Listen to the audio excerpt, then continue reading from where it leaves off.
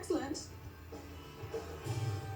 Back in the day, you would have your coil, and then you'd have spark plug wires going to your spark plug. Well, now we've got direct coil over plugs, which means that we don't have spark plug wires. We do have coil boots, which are essentially the same thing as the spark plug wires. And they have essentially the same problems, in addition to the fact that they're subjected to a ton of heat. And so while these looked okay when we took them off, they're actually really badly heat fatigued.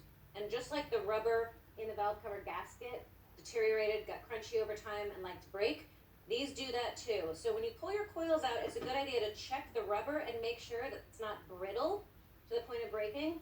Because when it's deteriorated and cracked like this, you're more likely to have a misfire condition. So you can replace the whole coil, and a lot of people do that, but some manufacturers will actually make a kit where you can replace just the boots and the seals and the little springs that are making our contacts. So $5 for the boot kit versus $40 to $100 for a coil, depending on the manufacturer.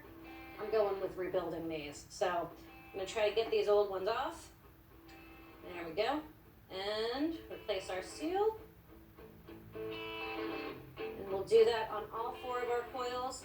Get this back installed, and this thing should be running like a champ once we're done.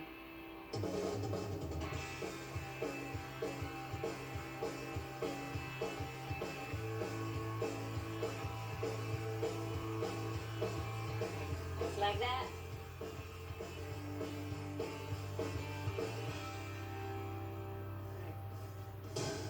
Test drive time.